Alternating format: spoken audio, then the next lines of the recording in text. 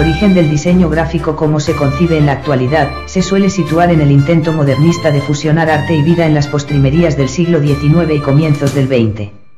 En 1919, el arquitecto Walter Gropius funda en Weimar, Alemania, la escuela Bauhaus. El nombre fusiona las palabras alemanas Bau, construcción, y Haus, casa. En pocos años se convierte en la primera escuela de diseño del siglo XX y en el movimiento artístico referente para la arquitectura, el arte y el diseño. Nacida de la unión de la Escuela de Bellas Artes con la Escuela de Artes y Oficios, se incorpora a los movimientos vanguardistas de enorme influencia en los ámbitos culturales que siguen a la Primera Guerra Mundial. El movimiento Bauhaus trata de unir todas las artes estableciendo un modelo estético para cualquier ámbito de la vida cotidiana. Por primera vez el diseño industrial y gráfico se considera profesión, estableciéndose las bases normativas y los fundamentos académicos hoy vigentes. La Bauhaus es sinónimo de modernidad, de colores primarios, de nuevas concepciones del espacio y de la forma, y de integración de las artes. Al mismo tiempo que en Alemania crece la Bauhaus, en Francia y otros países se desarrolla el Art Deco, que destaca los trazos simples y rectilíneos en armonía con una estética plana. El estallido de la Gran Guerra estimula esta deriva artística. La Primera Guerra significa la transición, el punto de inflexión entre el antes y el después en la historia del diseño gráfico. El fauvismo aporta su manera de emplear el color, y la necesidad perentoria de los gobiernos por movilizar y manipular a las masas, la motivación. La conjunción de ambas fuerzas queda reflejada en los carteles de guerra, políticos o de propaganda, de la época. Otra aportación importante en este terreno se debe a los rusos y a su empleo de las bases gráficas del constructivismo que con sus imágenes y bloques sólidos de color, animan a la revolución. Se ha definido el concepto de propaganda, como la expresión de una opinión o una acción por individuos o grupos, deliberadamente orientada a influir en opiniones o acciones de otros dirigidas a unos fines determinados por medio de manipulaciones psicológicas. A este conjunto de actividades de propaganda de guerra se la denomina también guerra psicológica, entendida como uso planificado de acciones orientadas a generar opiniones, emociones, actitudes y comportamientos en grupos extranjeros, enemigos, neutrales y amigos, que apoyen los fines y objetivos perseguidos. Los conocimientos sociológicos y psicológicos desarrollados hasta el comienzo de la contienda son aplicados para influir en las conciencias. La Primera Guerra Mundial es pionera en el control sobre la información que se hace llegar al público general. Las caricaturas ocupan lugar destacado en los medios de comunicación para elevar la moral de lucha, disculpar las derrotas y esconder problemas de abastecimiento. Todos los estados participantes de la Gran Guerra van a utilizar la propaganda durante el transcurso del conflicto. Su orientación, finalidad y objetivos varían con el paso del tiempo para adecuarse a las necesidades específicas de los gobiernos en cada momento. Cuando el enfrentamiento es ya una realidad, la cuestión fundamental es aportar a la sociedad las razones por las cuales debe estar dispuesta a luchar y matar o morir.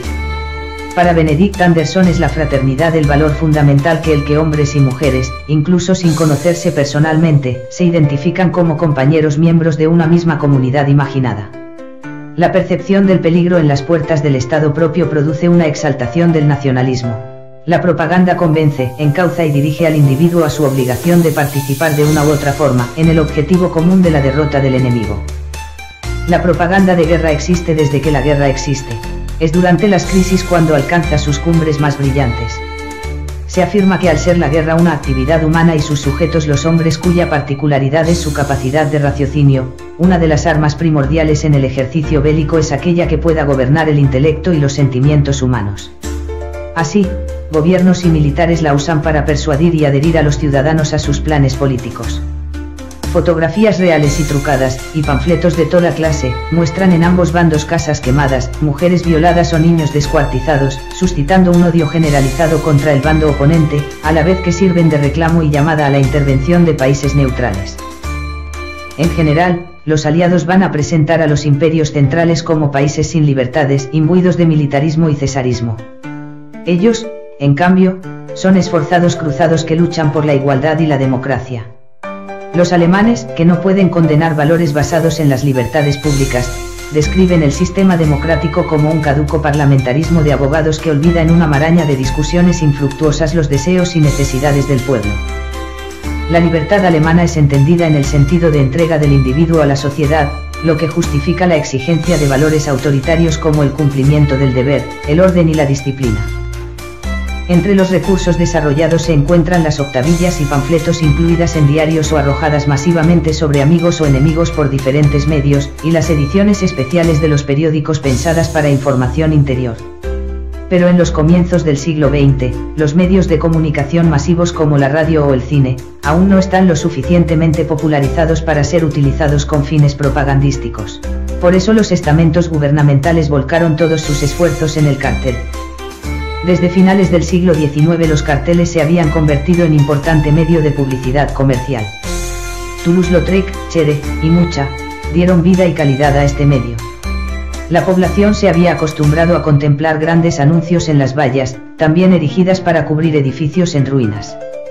Algunas imágenes famosas como el yanqui que señala con el dedo índice, se repetirán en la Segunda Guerra Mundial.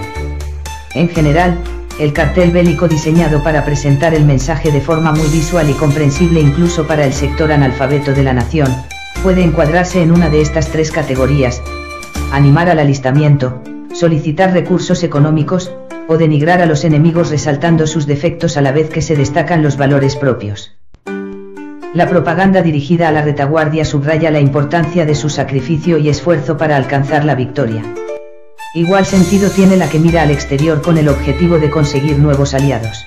Fundamental resultó en este sentido, la campaña británica emprendida para hacer entrar a Estados Unidos en el conflicto, cuyo gobierno a su vez, busca por este medio el apoyo de sus ciudadanos hacia la guerra. Las características del enemigo son indispensables para justificar el conflicto. No importa que para demostrar su falta de humanidad haya que mentir. A través de las atrocidades perpetradas por los otros, se provocan emociones en la población, especialmente el miedo, llegando a crear verdaderos histerismos en la opinión pública. Pensando en los emisores de los mensajes y descubierta la existencia de una agencia de propaganda alemana a poco de iniciada la guerra, Gran Bretaña crea su propia oficina de propaganda de guerra con sede en Londres, dirigida por Charles Masterman. El reclutamiento de escritores e intelectuales que apoyen los intereses de Gran Bretaña y difundan sus ideas al resto del mundo, parece tan fundamental como el alistamiento de soldados para el enfrentamiento en los campos de batalla. Por ello Masterman acude a Conan Doyle, Chesterton, Kipling o George Wells, quien no duda en afirmar: si no acabamos con la guerra acabará con nosotros. Situaciones parecidas se producen en todos los países beligerantes. En Rusia, el ejército imperial multiplica por 5 el número de sus efectivos a poco de iniciarse el conflicto, pese a que el auge cartelístico en este país se producirá luego de la Revolución de 1917, con las vanguardias y la nueva estética del realismo socialista orientada hacia el fortalecimiento del sistema de gobierno soviético. La propaganda aliada centra importantes campañas en la figura de la mujer, a la que presenta como elemento esencial en el ejército interior, destacando la importancia de su esfuerzo, trabajo, sacrificio e involucramiento para ganar la guerra. Esta incorporación femenina al sistema productivo se constituirá en uno de los mayores cambios sociales consecuentes al conflicto. Si bien los temas tratados son los mismos, la estética de los carteles en los imperios alemán y austrohúngaro difiere de la utilizada por los países aliados. Los carteles alemanes van a adoptar el estilo creado en 1906 por Ludwig Bernhard, cuya particularidad será la representación directa y sintética de los objetos y un mensaje claro, junto a una cuidada tipografía y cromatismo. Si bien están presentes las figuras femeninas, son predominantes los hombres en el centro de la imagen con armas y objetos de trabajo en sus manos. Un especialista, Pizarroso, expone hasta 5 técnicas fundamentales de la propaganda política: la orquestación, el contagio o unanimidad, la transfusión, la contrapropaganda, la simplificación y la desfiguración o engrandecimiento. La orquestación consiste en transmitir el mensaje a través de distintos vehículos, noticias de prensa, carteles, obras de teatro, películas, lecciones magistrales en colegios, sermones y conferencias. La transfusión fomenta un mensaje basado en unos sustratos preexistente, en una mitología nacional, o en las fobias y filias comunes y tradicionales. La contrapropaganda se dirige a anular los efectos del discurso enemigo subrayando supuestas falsedades e inexactitudes. Se espera así que la población civil dude y cunda la desmoralización entre la combatiente. El cartel de guerra se caracteriza pues, por la simplificación y deformación del mensaje. El enemigo es cruel y nuestro país, defensor de libertades y derechos, no puede permitirlo. Nuestro soldado es un héroe y el militar contrario un monstruo capaz de las mayores atrocidades. En algún caso se llega a animalizar al enemigo al extremo de mostrarlo como un primate. La propaganda de la atrocidad es altamente significativa en el transcurso de la Primera Guerra Mundial. Se sirve de masacres, mutilaciones y maltratos para provocar emociones, especialmente el miedo. Los carteles se convierten en metáforas del terror que constituyeron el argumento movilizador para apoyar la guerra. El amor familiar y la ternura es otro instinto usado en los carteles.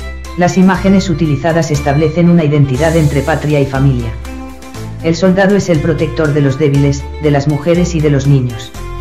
Con el grafismo se busca el impacto inmediato en el espectador. En su gama de color predominan los tonos oscuros, más dramáticos, y los textos cortos. La composición general incluye solo los elementos imprescindibles con objeto de minimizar cualquier riesgo de distracción. En aquellos cuya finalidad es la financiación bélica, el soldado o la víctima se dirige directamente al espectador para solicitar de él la compra de bonos de guerra. Como conclusión, parece oportuno citar a Arthur Ponsonby, que en su libro publicado en 1928, La falsedad en tiempo de guerra, las mentiras de la propaganda de la Primera Guerra Mundial, afirma: cuando se declara la guerra, la verdad es la primera víctima.